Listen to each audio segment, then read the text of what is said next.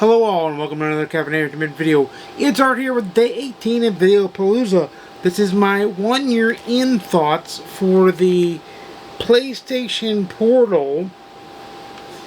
I love this little handy dandy device. I basically use it when I'm in my chair and I want to play a PlayStation game because my PlayStation is set up for me to play in my bed. I love that it keeps the charger really well. For one thing, and it's charged by a USB-C port, which is universal and ubiquitous now at this point, so that makes it pretty freaking awesome. I love that it finally has cloud gaming, so that means your PS5 does not have to be on. I personally use it for like turn-based strategy, turn-based role-playing games, or card games, or sometimes I'll use it for Power Wash Simulator.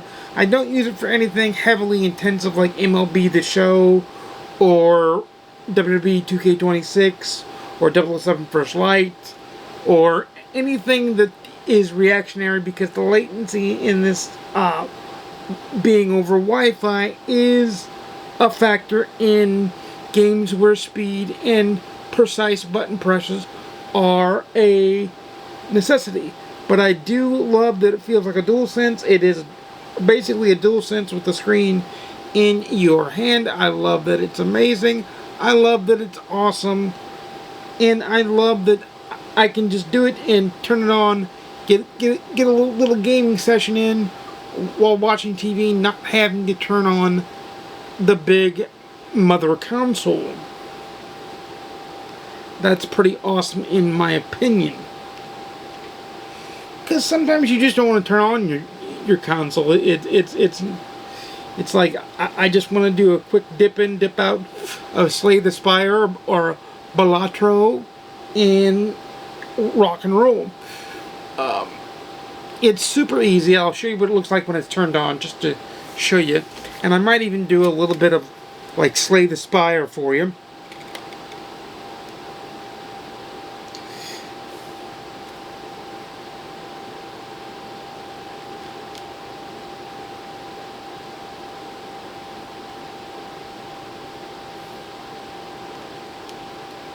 What's it doing?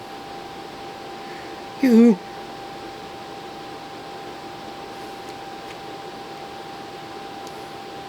Oh, and it might be actually out of battery.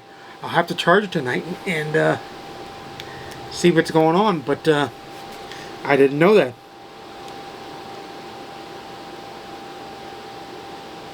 That's fine. I did use it a bunch, so there you go.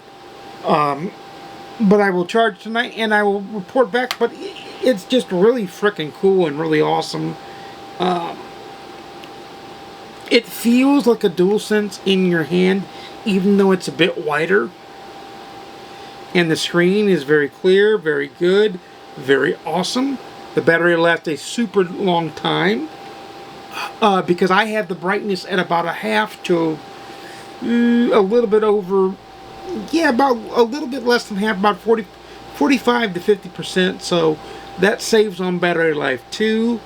But this device, for me, is it worth it for everybody? Because I know it's gone up in price because of the chip shortage and all that goofy crap that's been going on thanks to AI and data mining and all that stuff.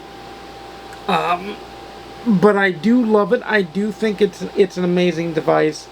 And I do wholeheartedly recommend these if you can get them on a sale like close to their original price of $200 or lower than the original price, or if you can get it pre-owned. If you go that route, if you like that route, I would definitely do it, because it's great. It would especially be great for a household where your game system is on your only main TV and one person wants to game and the other person wants to watch TV. You let them watch TV, you switch to the portal, you're still gaming, they're watching TV, or maybe you're watching TV with them while you're gaming. So this thing has heavy amount of use. It is PlayStation's answer to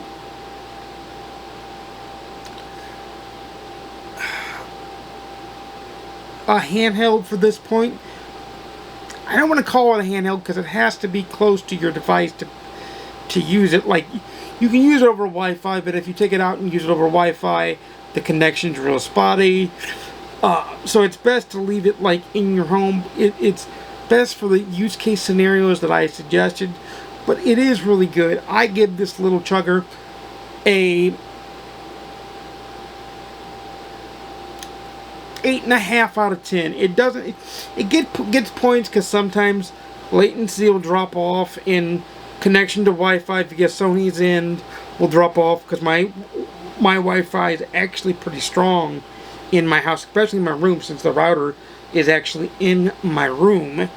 The router and the internet box is in my room, so the Wi-Fi is strong in here, but the Wi-Fi still drops off on this device because Sony has connection issues on their end, which they need to fix. You can't control that, but it is an excellent device for that.